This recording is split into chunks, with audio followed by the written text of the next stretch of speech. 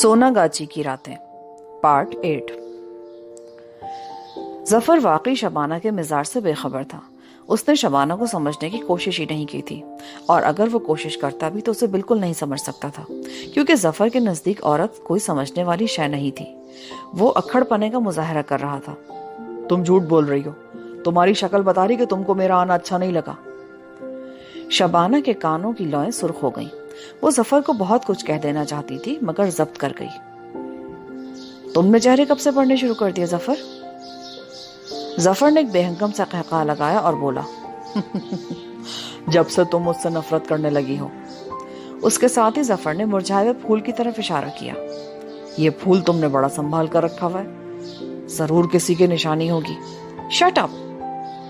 شبانہ کے منہ سے بے اختیار نکل گیا۔ ظفر کا چہرہ ایک دم سرخ ہو گیا۔ اس کی آنکھوں سے چنگاریاں سے نکلنے لگی۔ پھر فوراً ہی اس کا چہرہ بدل گیا۔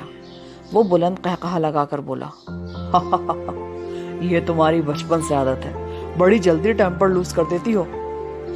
پھر کرسی کے بازوؤں پہ زور سے ہاتھ مار کر بولا، اچھا بھائی، خدا حافظ، جاتی دفعہ تو مجھ سے ناراض نہ ہو، میں فون کروں گا کیلیفورنیا سے تمہیں، اوکے بائے۔ اور ظفر لمبے لمبے ڈگ بھرتا ہوا کمرے سے نکل گیا۔ سیڑھیاں اترتے وقت اس کا چہرہ بے حد سنجیدہ تھا، اور وہ واسکٹ میں دیے ہوئے ہاتھوں کی انگلیاں مروڑ رہا تھا۔ اگلے دن ایئرپورٹ پر ظفر کو چھوڑنے شبانہ کے گھر سے اس کا بڑا بھائی عقیل اور چھوٹا بھائی عامر گئے۔ ظفر کے جانے کے بعد شبانہ نے بے حد سکون محسوس کیا۔ اس روز کالج میں بڑی چہل پہل تھی۔ دوسرے کالج کی کچھ لڑکیاں آئی ہوئی تھیں۔ موسم بے حد خوبصورت تھا۔ آسمان گہرا نیلا تھا۔ سنہری نیم گرم دھوپ نکلی ہوئی تھی۔ کالج کے لان کے درخت دھوپ میں چمک رہے تھے۔ شبانہ کلاس روم سے نکل رہی تھی کہ سامنے سے نجمی آتی ہوئی دکھائی دی۔ شبانہ نے کہا، تمہارا کوئی پیریڈ تو نہیں ہے نا نجمی؟ نجمی نے کندھے اچکاتے ہوئے کہا، پیاری، اگر کوئی پیریڈ ہوتا بھی نا تو تم پہ قربان کر دیتی۔ آج تم نے بڑا خوبصورت پنک کلر کا پولوور پہن رکھا ہے۔ شبانہ نے مسکراتے ہوئے کہا، آج بڑی موڈ میں ہو، لگتا ہے صبح صبح ندیم سے ملاقات ہوئی ہے۔ اس کا نام نہ لو، دل کے داغ روشن ہو جاتے ہیں۔ تم میرے خالی پیریڈ کا پوچھ رہی تھی نا؟ کیوں، مجھے کچھ کھلانے پلانے کا پروگرام ہے؟ شبانہ اس کے ساتھ برآمدے میں چلنے لگی۔ نجمی، موسم اتنا خوبصورت ہے کہ جی چاہتا ہے اس وقت لارنس باغ کے اوپن ایئر کیفے میں لیمو کے درخت کے نیچے بیٹھ کر چائے پی جائے۔ تو چلو نا، اس سے اچھی بات اور کیا ہو سکتی ہے؟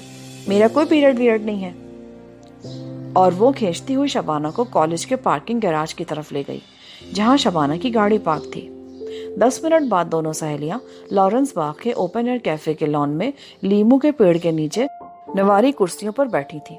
نجمی کو شبانہ نے بتا دیا تھا کہ ظفر کی طرف سے منگنی کی پیش رفت ہوئی تھی، جسے اس نے غزالہ کی مدد سے ملتوی کروا دیا ہے۔ اب اس نے نجمی کو بتایا کہ ظفر واپس امریکہ چلا گیا ہے۔ شبو، ویسے تمہیں اس پروپوزل پر غور ضرور کرنا چاہیے۔ آخر ایک نہ ایک دن تمہاری شادی کسی نہ کسی ظفر یا عبدالقدوس سے ہو ہی جائے گی، اور اگر شادی ہونی ہے تو پھر ظفر سے بہتر چانس کوئی نہیں۔ شادی کے فوراً بعد تمہیں گرین کارڈ بھی مل جائے گا۔ شبانہ نے اس کو ڈانٹتے ہوئے کہا، تم کیوں نہیں کر لیتی ظفر سے شادی؟ تمہاری بات چلاؤں کیا؟ ہائے، میں تو ندیم کو دل دے بیٹھی ہوں، مگر تمہارے ساتھ تو ایسی کوئی بات نہیں ہے نا ڈیئر۔ تمہارا دل صحیح و سالم ابھی تک تمہارے اپنے پاس ہے۔ پھر وہ شبانہ کو گھورتے ہوئے بولی، کہیں کوئی گڑبڑ تو نہیں ہے؟ اگر کسی کو دل دے بیٹھی ہو تو کم از کم مجھے ہی بتا دو شبو۔ ابھی تک میرا دل اپنے ہی پاس ہے، کم از کم میں نے ظفر کو نہیں دیا۔ چلو چھوڑو ان باتوں کو، دیکھو نا لیمو کے پتوں سے کیسی ہلکی ہلکی مہک آ رہی ہے۔ نجمی نے زور سے سانس کھینچ کر کہا، مجھے تو بالکل نہیں آ رہی، بس یہ لیمو کے درخت، سردیوں کی بارش اور گلاب کے پھول تمہیں لے کر بیٹھ گئے۔ ڈیئر، زندگی ان کے ساتھ بسر نہیں کی جا سکتی۔ شبانہ نے چائے کا ہلکا سا گھونٹ لیا اور ٹیشو پیپر ہونٹوں پر لگاتے ہوئے بولی، یہی میں ثابت کرنا چاہتی ہوں کہ زندگی سوائے لیمو کے درختوں، سردیوں کی بارش اور گلاب کے پھولوں کے اور کچھ نہیں ہے۔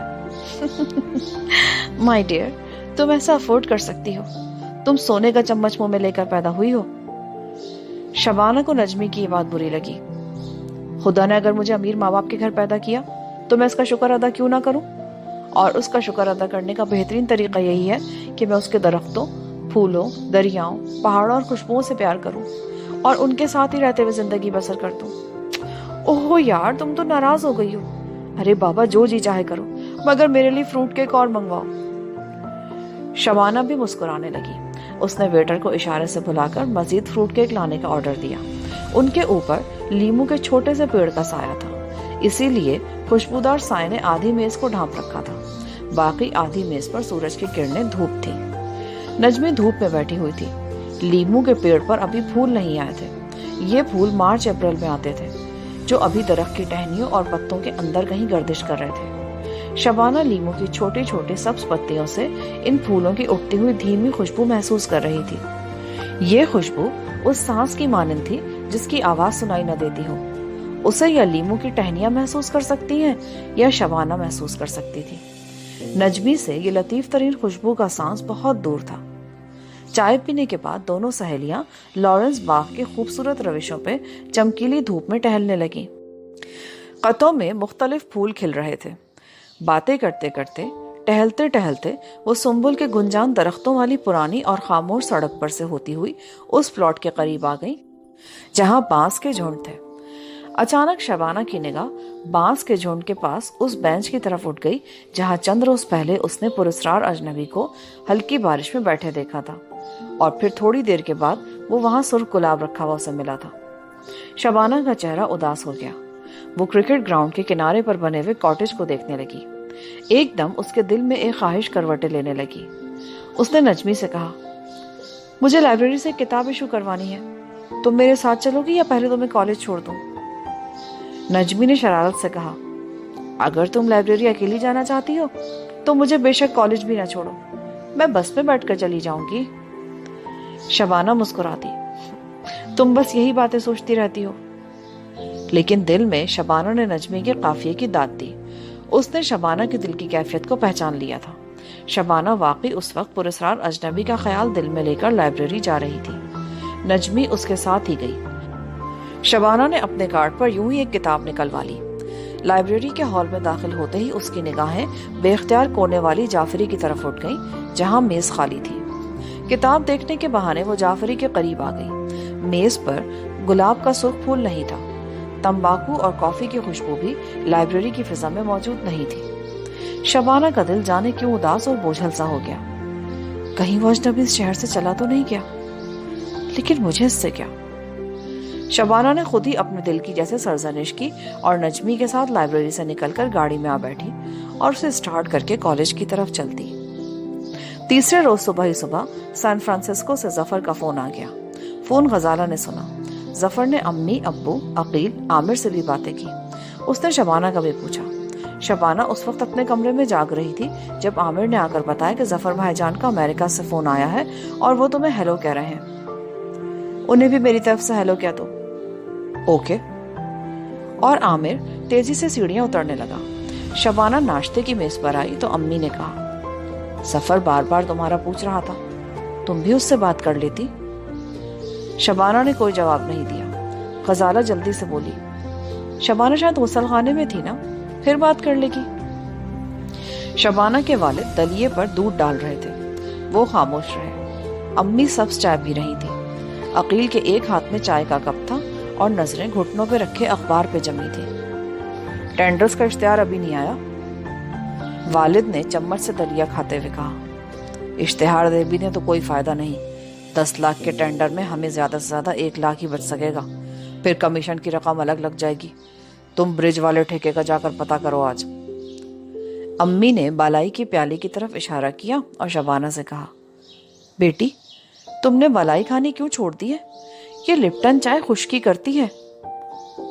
غزالہ مسکرا دی، امی جان آج کل بالائی کھانے کا فیشن نہیں ہے، آج کل تو۔ اچانک غزالہ کا چہرہ سرخ ہو گیا، رگیں پھول گئیں اور وہ کرسی سے نیچے گر پڑی۔ اسے دورہ پڑ گیا تھا۔ شبانہ کو یاد تھا آج سے 8-9 برس پہلے جب پہلی بار غزالہ کو دورہ پڑا تو گھر میں کوہرام مچ گیا تھا، لیکن اس کے بعد ہفتے 15 دن کے بعد غزالہ کو یہ دورہ ضرور پڑنے لگا۔ اس کے لیے ایک خاص پرائیویٹ کلینک میں کمرہ بک کرا دیا جاتا، وہاں اس کو آکسیجن اور ڈرپ لگ جاتے۔ 2 خاص ڈاکٹر اس کی دیکھ بھال کرتے اور 2 دن بعد غزالہ ٹھیک ٹھاک ہو کر کینال لاج میں واپس آ جاتی۔ چنانچہ اس روز بھی جب اسے دورہ پڑا تو سوائے شبانہ کی امی کے کسی کو زیادہ پریشانی نہیں ہوئی۔ غزالہ کو اسی وقت گاڑی میں لٹا کر اپر مال روڈ والے کلینک پہنچا دیا گیا۔